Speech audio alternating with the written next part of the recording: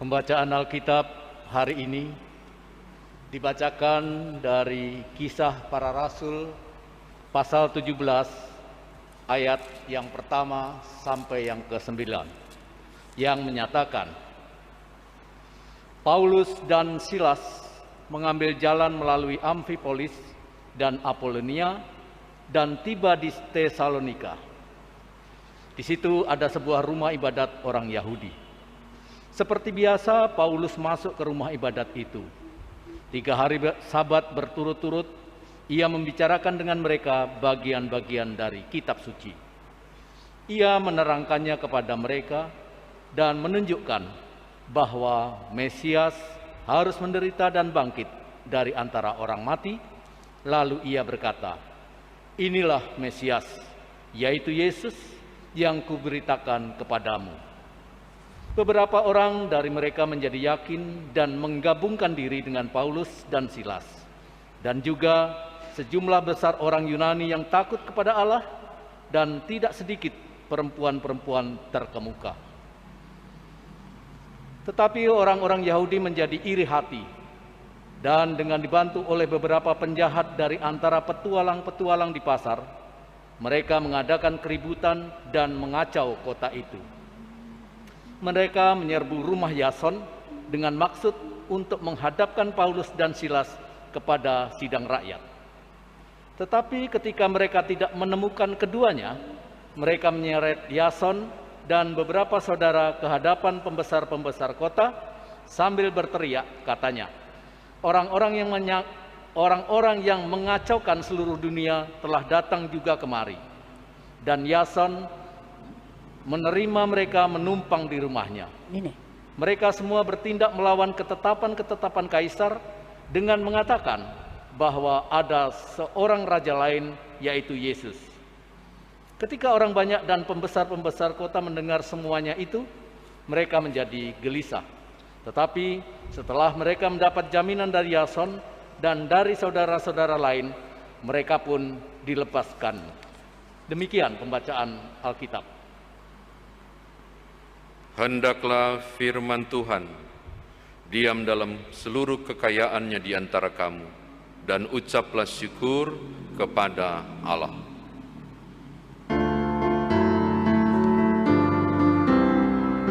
Kepadamu puji-pujian, ada syukur dan kemuliaan, Bapa, Putra, dan Roh Kudus, sampai kekal dan abadi.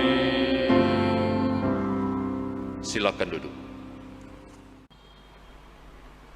Shalom Bapak Ibu Saudara, seperti biasa saudara di rumah silakan berjabat tangan kanan kiri muka belakang sambil senyum, katakan damai sejahtera bagimu, membagi sukacita hari ini di hari Minggu, hari Tuhan, dan pada hari ini secara khusus dalam rangka hari doa Alkitab, kita menggunakan tatap ibadah yang disarankan untuk dipakai dari GPKI. Hari ini kita akan bicara tentang kisah pekabaran Injil jilid 2 yang dilakukan oleh Paulus dan saat ini tiba di satu daerah bernama Tesalonika. Ada beberapa catatan Bapak Ibu yang barangkali menjadi hal penting untuk saudara paham ayat 1 hingga ayat yang ke-9. Yang pertama tolong lihat ayat 1 di baris terakhir ditulis begini. Di situ ada sebuah rumah ibadat orang Yahudi. Tidak ada tulisan rumah ibadat di teks asli. Yang ada adalah Sinagoge ton Judaios. Sinagoge ton Judaios. Ton Judaios itu orang Yahudi. Sinagoge itu berarti sinagog atau sinagoge. Jadi harusnya kalau melihat teks ini, di situ ada sebuah sinagoge orang Yahudi. Sinagoge itu adalah rumah ibadat kecil. Kalau orang tidak bisa beribadah di bait Allah, di daerah-daerah lain ada tempat-tempat khusus orang Yahudi beribadah yang bukan bait Allah, namanya sinagog. Tapi untuk memudahkan, teks ini diterjemahkan langsung oleh Lembaga Alkitab Indonesia dengan menyebut rumah ibadat. Ini kan karena hari doa Alkitab toh, jadi saya menjelaskan beberapa terjemahan yang dipilih oleh Lembaga Alkitab Indonesia. Catatan kedua Bapak Ibu, tolong lihat ayat yang kedua. Saya menyukai bagian ini. Seperti biasa, ini bagus nih. Seperti biasa, saya penasaran seperti biasa maksudnya apa? Ternyata dari kata eito. Kata eito itu menunjuk kebiasaan, tata krama yang menjadi ciri khasnya, menjadi daily activity dan jadi kebiasaan, sehingga ketika bikin itu akan berlabel atau bermerek dia. Si pendeta Vikaris Patrick itu hobi kalau mau jalan masuk ke kantor, turun tangga dia nyanyi dulu. Dan saya sudah tahu kalau sudah bunyi langkah, kaki kan dekat dengan pastor itu bertempel dengan dindingnya. Dan ada orang nyanyi, ini Vikaris ke kantor. Oh, Vikaris ke kantor. Itu jadi dirinya. Itu yang dimaksud dengan eito, kebiasaan tata krama yang menciri khas dirinya. Kenapa saya harus jelaskan ini Bapak Ibu? Tolong bayangkan, ada tiga rute pekabaran Injil yang dilakukan oleh Paulus, dan itu sangat lama. Nah, pekabaran Injil kedua, dia tiba kemudian di Tesalonika. Lalu redaksinya bilang begini, eito, seperti biasa, as usually, seperti biasa, berarti di kota manapun, mau Efesus kek, mau Korintus kah, mau Roma kah, dimanapun ketika dia tiba, hal pertama yang dia bikin adalah masuk ke sinagog. Seperti biasa, langsung pergi ke rumah ibadat. Kegiatan yang jadi ciri khasnya. Barangkali kalau bisa kita berdialog dengan Silas, waktu kau temani Paulus, paling awal yang dia bikin apa? Biasa, hobinya bos kita itu pasti ke sinagog, gitu maksudnya. Kata seperti biasa itu menunjukkan tentang ciri khas. Apakah ini sepele? Enggak loh Bapak Ibu.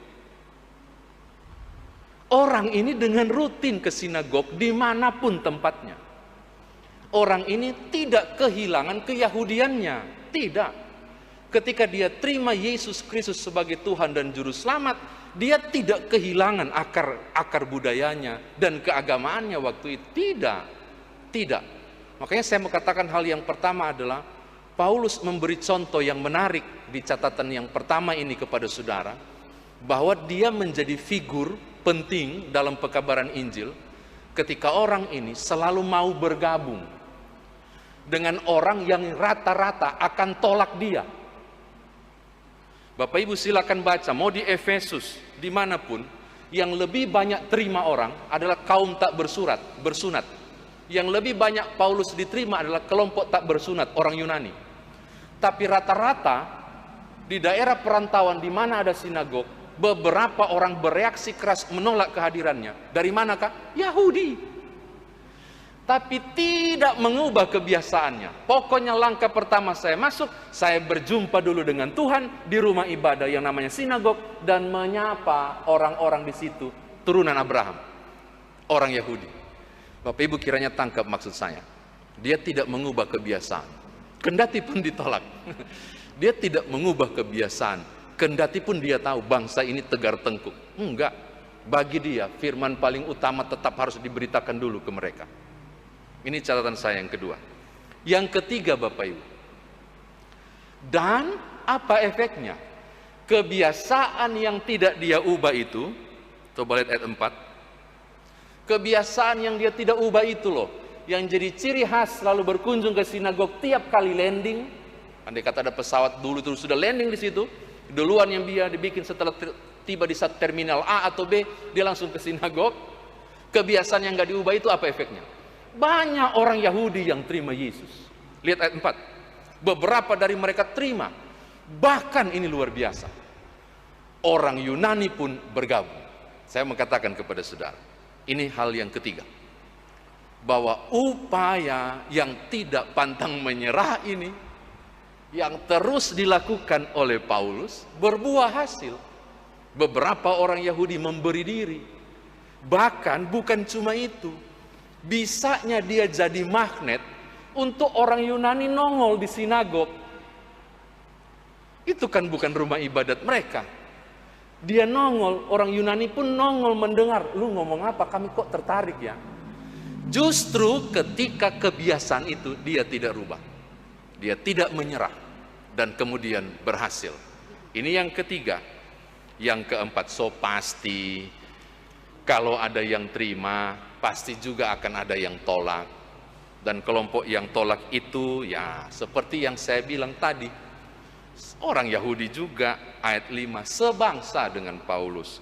Bahkan sengaja membuat propaganda luar biasa, ambil tukang pukul di pasar, disewa untuk sengaja bikin onar dan ribut hingga jadi kacau. Akhirnya kesian, siapa yang mereka takutkan ini? Wali negeri atau siapa itu, pembesar kota, langsung takut karena hampir chaos. Bapak Ibu, penolakan itu akan datang dan Paulus pasti tahu.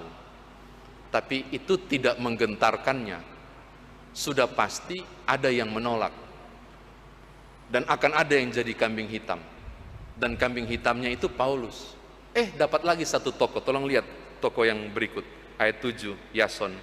Saya tertarik dengan tokoh ini. Tokoh ini adalah tokoh yang juga menerima Paulus di rumah dengan baik. Dari segi nama dia bukan Yahudi. Kalau lihat nama Yason sepertinya orang Yunani. Dan dia menampung mengambil resiko. Yang saya belajar dari Yason untuk saya bagikan kepada saudara. Kalau saya yang lagi ditarik paksa, dihadapkan kepada pembesar, di sekelilingnya ada tukang-tukang pukul pasar yang mulai teriak-teriak dan ngancam, ciut, Yason harusnya ciut. Dan keder dia, dan langsung buka kartu dia, dan langsung cuci tangan, atau tidak mengaku, dan seterusnya. Tapi kalau saudara baca ayat 7, 8, 9, enggak, kita enggak dapati itu. Seorang yang luar biasa welcome pada Paulus, dan berupaya justru untuk menolong Paulus. Saya tidak tahu kalimat apa yang dia omongkan, tapi saya yakin dia tidak sangkali, oh enggak, dia enggak numpang, dia aja yang paksa-paksa mau tinggal di rumahku, enggak. Tapi Alkitab berkata di ayat yang ke-8, Yason justru menjamin kehadiran Paulus dan Silas bukan untuk bikin kerusuhan, tapi untuk mendatangkan kabar baik hingga masalah kemudian selesai. Yang saya mau katakan hal ketiga, yang terakhir, tiga atau keempat ini, bahwa satu tokoh Yason ini mengajarkan kepada saya dan saudara tentang penerimaan dan kemampuan untuk menjadi berkat khotbah minggu lalu bagi orang lain dan menopang tanggung jawab pekabaran Injil Paulus dan Silas. Saya kira demikian firman Tuhan ditafsirkan bagi kita. Nah, sekarang bagaimana hal ini kita bawa dalam kehidupan beriman?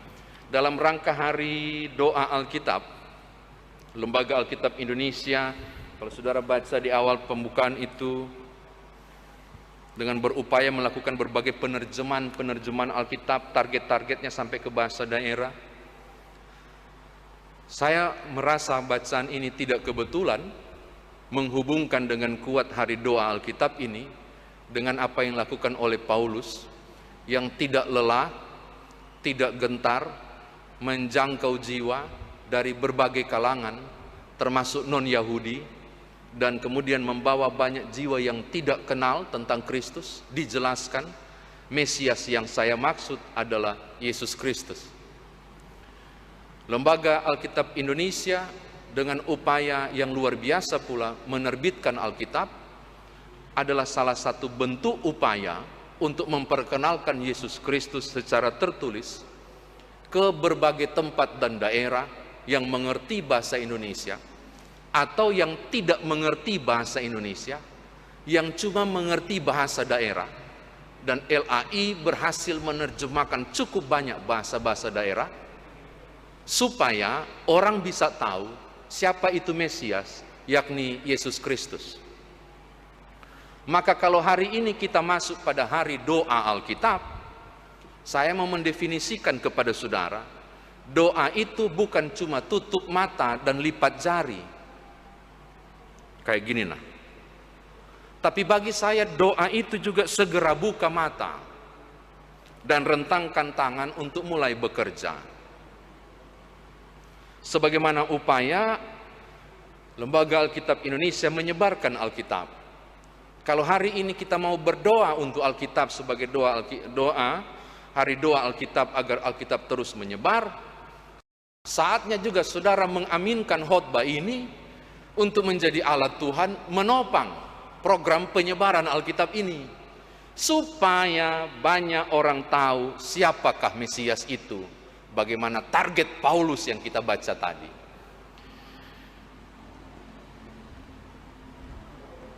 Saya tidak tahu, belum disurvei daerah-daerah mana yang hanya punya satu Alkitab di satu rumah. Sementara kalau Bapak Ibu ke konsistori, ada banyak Alkitab nggak terpakai karena tertinggal waktu ibadah. Menarik ya? Saya mau katakan, barangkali kita mulai untuk berpikir, yuk jadi donatur satu Alkitab untuk satu keluarga. Kenapa tidak? Hubungi nomor telepon Lembaga Alkitab Indonesia, atau daripada repot, belilah ke toko, berikan Alkitab pada satu keluarga tertentu yang barangkali perlu mengenal Mesias itu siapa, yakni Yesus Kristus. Itu menurut saya untuk saudara aplikasikan di hari doa Alkitab. Yang kedua, yang terakhir, Yason menerima Paulus dan Silas. Paulus menerima kehadiran orang-orang Yunani yang juga ingin bertobat. Kita bisa menjadi alat Tuhan bagi orang-orang lain yang tidak kita kenal atau yang kita kenal untuk diperkenalkan pada Yesus Kristus. Hal kedua ini mau mengatakan kepada Bapak Ibu tentang bagaimana kehidupan saya dan saudara sebagai makhluk sosial sesuai tema SGD, bahwa kita dipanggil untuk tetap membaur, bergaul, dan menerima berbagai perbedaan. Yason untuk Paulus, Paulus untuk orang Yunani, dan kemudian menjadi berkat dan kemuliaan Tuhan dinyatakan.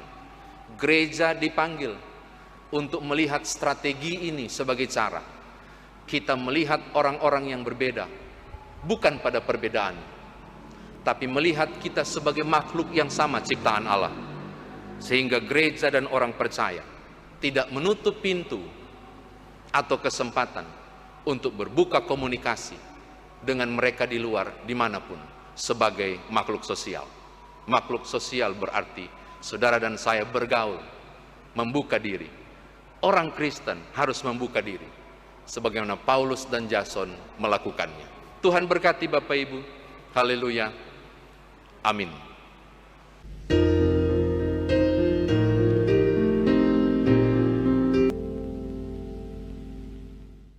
Pembacaan Alkitab hari ini dibacakan dari Kisah Para Rasul pasal 17 ayat yang pertama sampai yang ke-9 yang menyatakan, Paulus dan Silas mengambil jalan melalui Amfipolis dan Apolonia dan tiba di Tesalonika. Di situ ada sebuah rumah ibadat orang Yahudi. Seperti biasa, Paulus masuk ke rumah ibadat itu.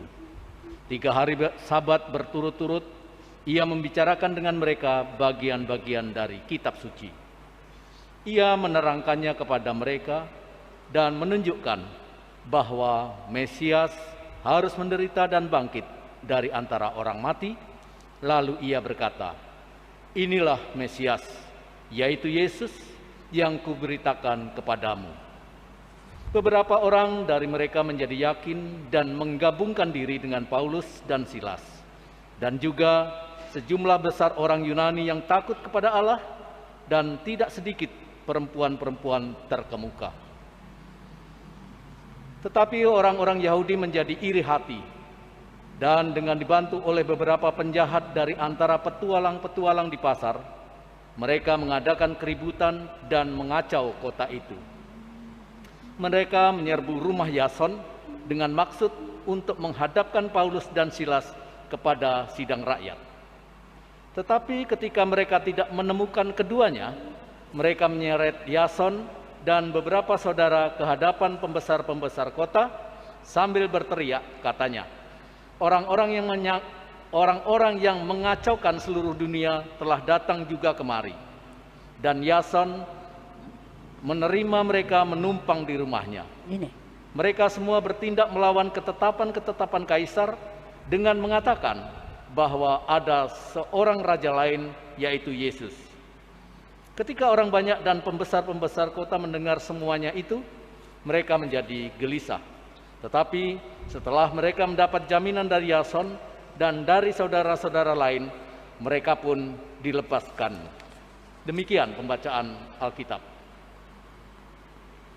Hendaklah firman Tuhan diam dalam seluruh kekayaannya di antara kamu, dan ucaplah syukur kepada Allah.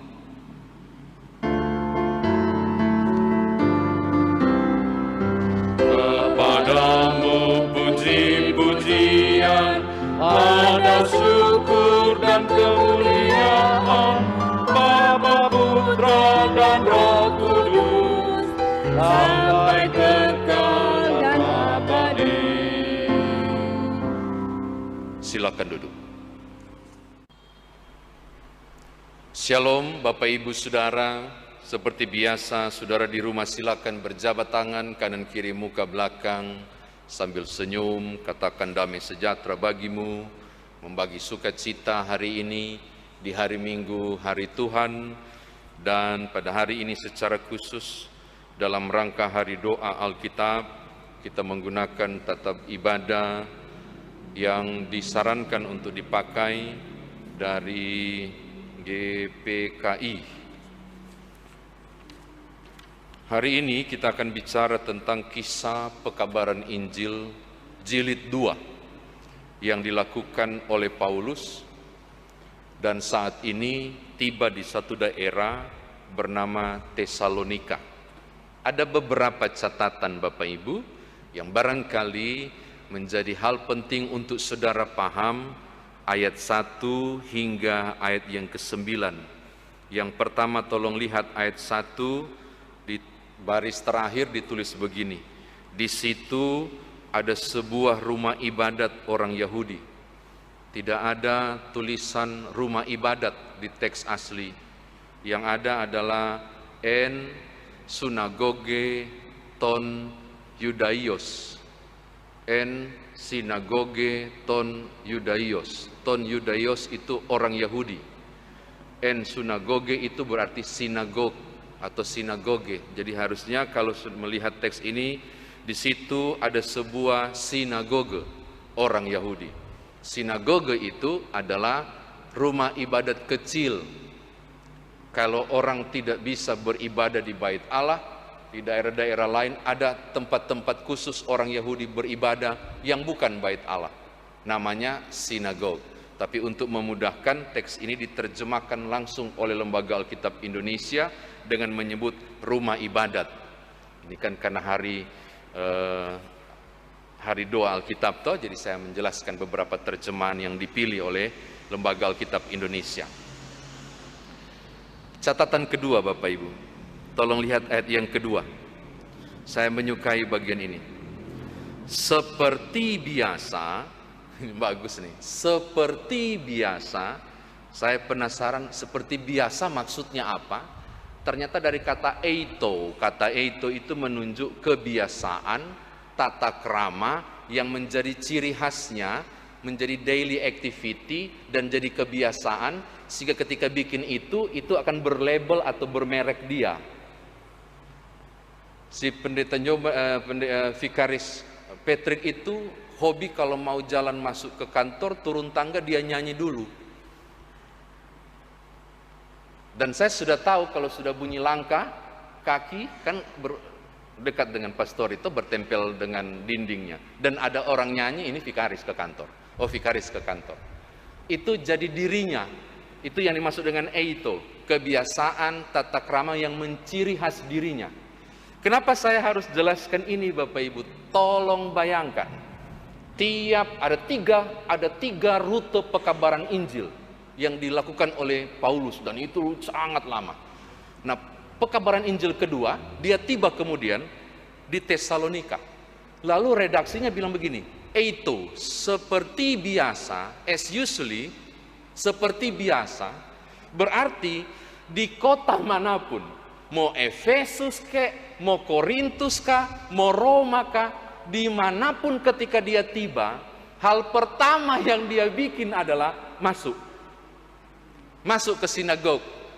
Seperti biasa, langsung pergi ke rumah ibadat. Kegiatan yang jadi ciri khasnya. Barangkali kalau bisa kita berdialog dengan Silas, waktu kau temani Paulus, paling awal yang dia bikin apa? Biasa, hobinya bos kita itu pasti ke sinagog, gitu maksudnya. Kata seperti biasa itu menunjukkan tentang ciri khas. Apakah ini sepele? Enggak loh Bapak Ibu. Orang ini dengan rutin ke sinagog dimanapun tempatnya. Orang ini tidak kehilangan keyahudiannya, tidak.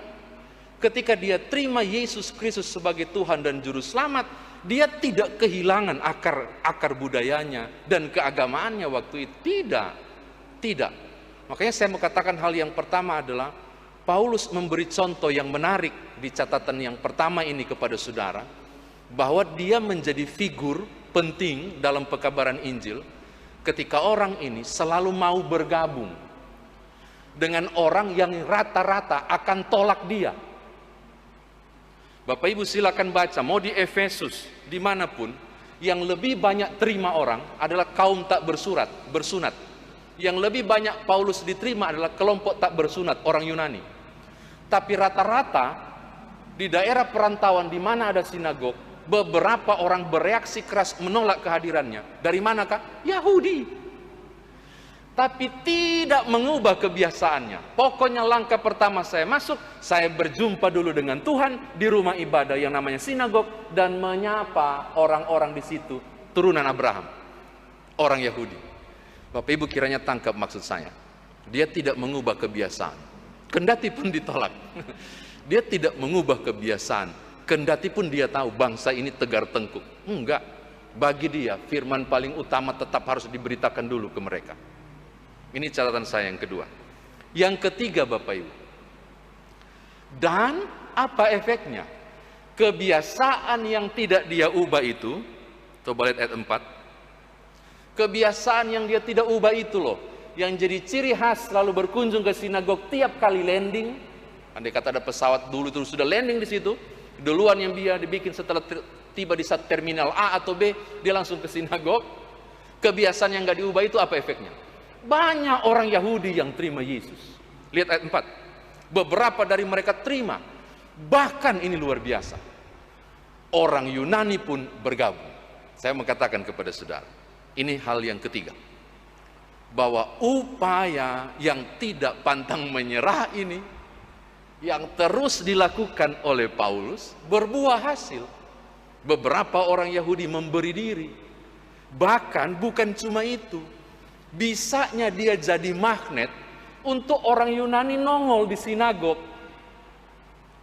Itu kan bukan rumah ibadat mereka. Dia nongol, orang Yunani pun nongol mendengar, lu ngomong apa, kami kok tertarik ya. Justru ketika kebiasaan itu dia tidak rubah, dia tidak menyerah, dan kemudian berhasil. Ini yang ketiga. Yang keempat, so pasti kalau ada yang terima, pasti juga akan ada yang tolak. Dan kelompok yang tolak itu ya seperti yang saya bilang tadi, orang Yahudi juga, ayat 5, sebangsa dengan Paulus. Bahkan sengaja membuat propaganda luar biasa, ambil tukang pukul di pasar, disewa untuk sengaja bikin onar dan ribut hingga jadi kacau. Akhirnya kesian, siapa yang mereka takutkan ini? Wali negeri atau siapa itu, pembesar kota, langsung takut. karena hampir chaos. Bapak Ibu, penolakan itu akan datang dan Paulus pasti tahu, tapi itu tidak menggentarkannya.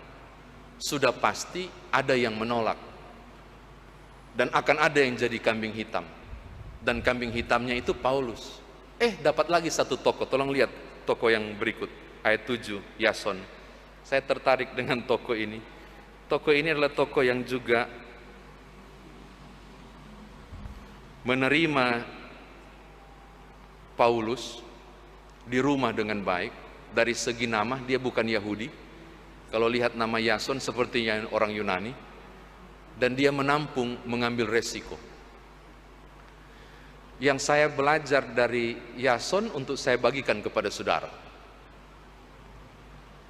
Kalau saya yang lagi ditarik paksa, dihadapkan kepada pembesar, di sekelilingnya ada tukang-tukang pukul pasar yang mulai teriak-teriak dan ngancam, ciut, Yason harusnya ciut dan keder dia, dan langsung buka kartu dia, dan langsung cuci tangan atau tidak mengaku dan seterusnya.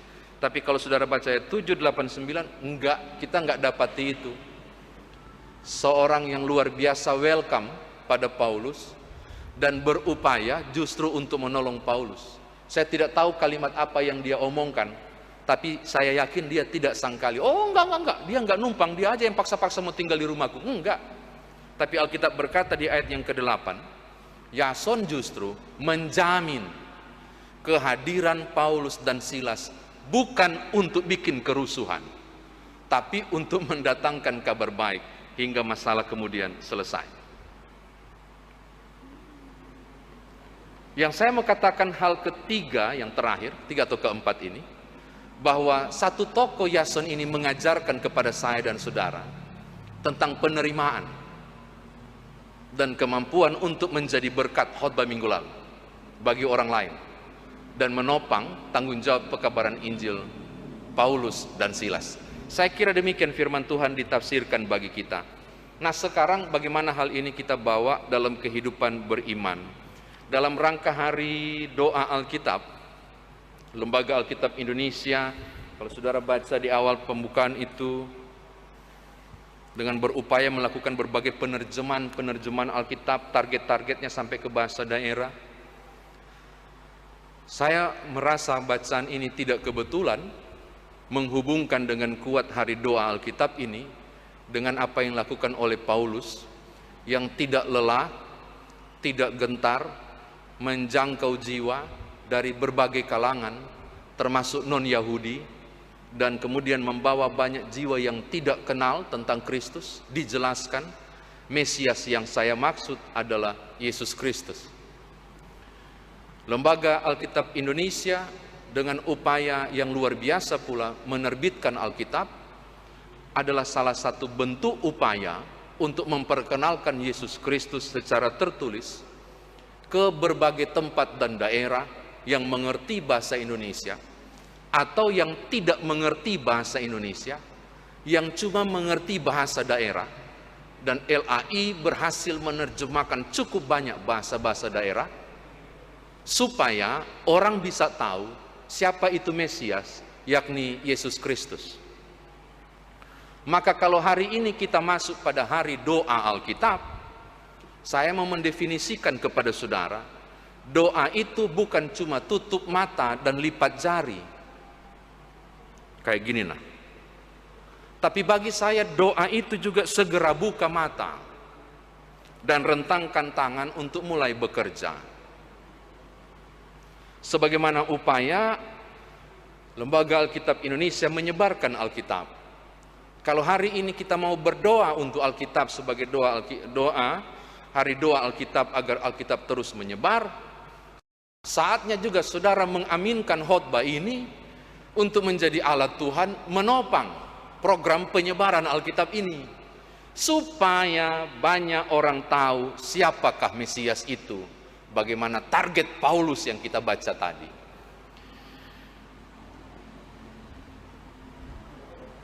Saya tidak tahu, belum disurvei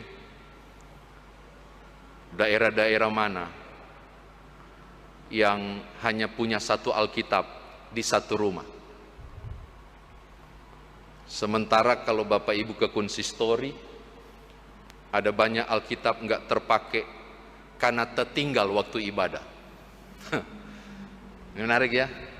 Saya mau katakan, barangkali kita mulai untuk berpikir, yuk jadi donatur satu Alkitab untuk satu keluarga. Kenapa tidak? Hubungi nomor telepon Lembaga Alkitab Indonesia, atau daripada repot, belilah ke toko. Berikan Alkitab pada satu keluarga tertentu yang barangkali perlu mengenal Mesias itu siapa, yakni Yesus Kristus. Itu menurut saya untuk saudara aplikasikan di hari doa Alkitab. Yang kedua, yang terakhir, Yason menerima Paulus dan Silas. Paulus menerima kehadiran orang-orang Yunani yang juga ingin bertobat. Kita bisa menjadi alat Tuhan bagi orang-orang lain yang tidak kita kenal atau yang kita kenal untuk diperkenalkan pada Yesus Kristus. Hal kedua ini mau mengatakan kepada Bapak Ibu tentang bagaimana kehidupan saya dan saudara sebagai makhluk sosial sesuai tema SGD, bahwa kita dipanggil untuk tetap membaur, bergaul, dan menerima berbagai perbedaan. Yason untuk Paulus, Paulus untuk orang Yunani, dan kemudian menjadi berkat dan kemuliaan Tuhan dinyatakan. Gereja dipanggil untuk melihat strategi ini sebagai cara kita melihat orang-orang yang berbeda, bukan pada perbedaan, tapi melihat kita sebagai makhluk yang sama ciptaan Allah. Sehingga gereja dan orang percaya tidak menutup pintu atau kesempatan untuk berbuka komunikasi dengan mereka di luar dimanapun sebagai makhluk sosial.